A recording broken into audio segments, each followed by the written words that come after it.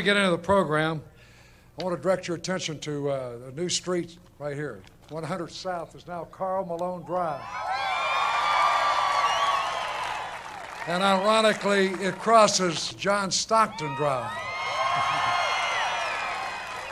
It was about 8 years ago that we received a call that our child, Elizabeth, had juvenile diabetes. And the first person I called was Kay, who answered the phone and immediately came over and helped with what we were going through. And then Karl, who picked up the pieces with our daughter Liddy. I will never forget, Liddy got very upset and ran down the street and just hated life. Why her? Why she had to go through this? And it was Karl that went down the street, picked her up, brought her back up to the house, took her around to the back of the home, and gave her a pep talk, telling her she was going to make it, she was going to be okay.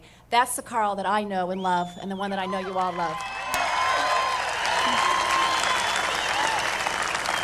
During the past year, John Stockton has stood alone on this plaza. A story only half told. We've come today to tell the rest of that story.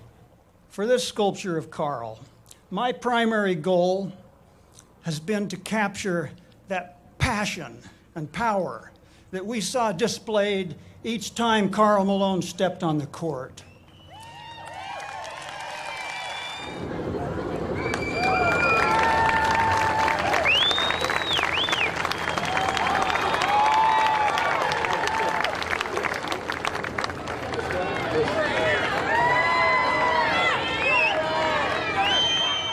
Personally, I miss nothing more than to be able to say, Stockton the Malone, score the goal. He's on the line. The other half of the greatest 1-2 punch in NBA history. Would you welcome John Stockton?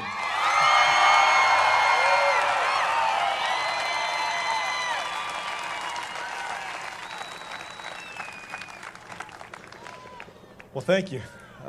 Larry, thank you for going through the expense and time and effort to make this plaza a little bit more complete. As I mentioned a year ago, that and I know Karl feels the same way, that this isn't about John or Karl. It's a representation of a time in this franchise's history and the NBA's history, and it's really about everybody that came through in those times and the type of effort that was put forth. We had a great run here, and led by Jerry and what I believe to be the right way to do things, we were able to enjoy a lot of success. So here we are, kind of to the culmination of it, and we get to see Karl unveiled here in a minute. And all I really want to say about that is how proud I am of him as a friend, as a man. We've been through a lot together, and yet my respect grows for him more every day. It's just it's an honor. It's an honor to call you a friend and a brother. And thank you. The thank yous go to Karl for his passion for our game, which was demonstrated in his work ethic and in records and statistics and a determination and dedication that is I haven't seen in any other professional athlete.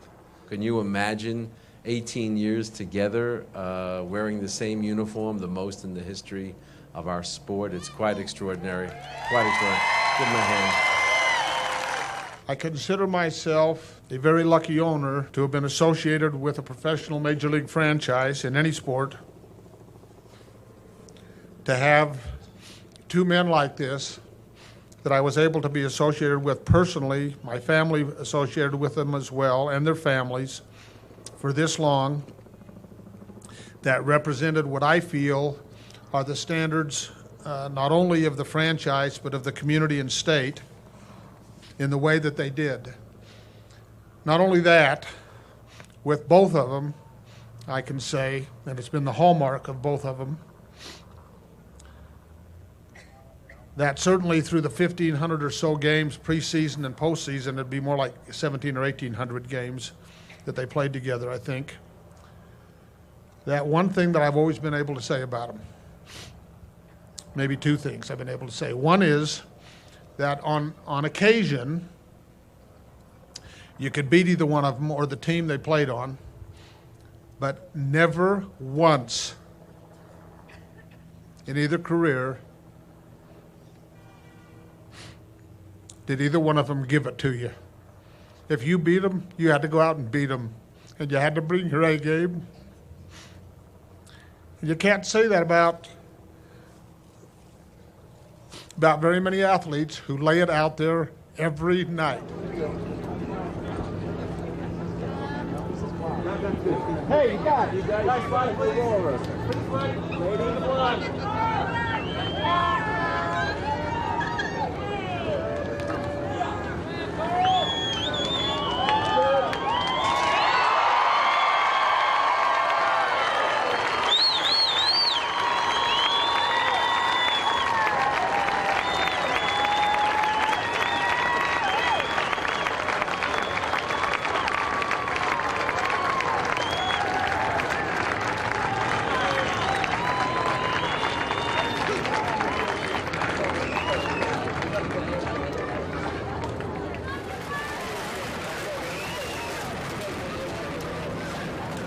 Let me just say this about Karl, and I got it right down, I know it by heart anyway.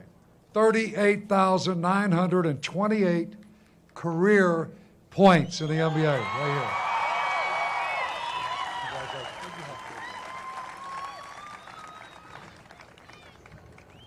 here. I stand before you very humbled and honored to be amongst friends, family that came from long ways.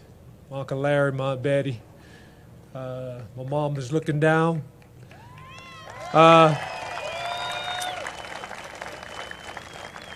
Also, I would like to say to my family,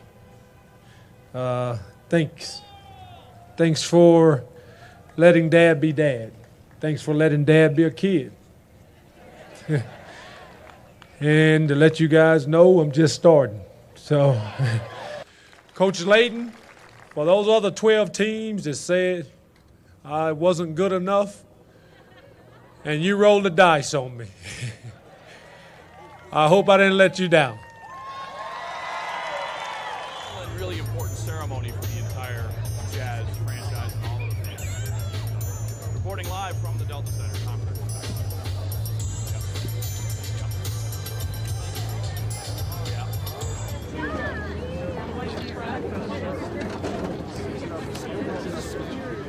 I want to say thanks for letting me and my family be a part of an unbelievable journey. I'll make you a promise. I won't say goodbye. I'll say hello.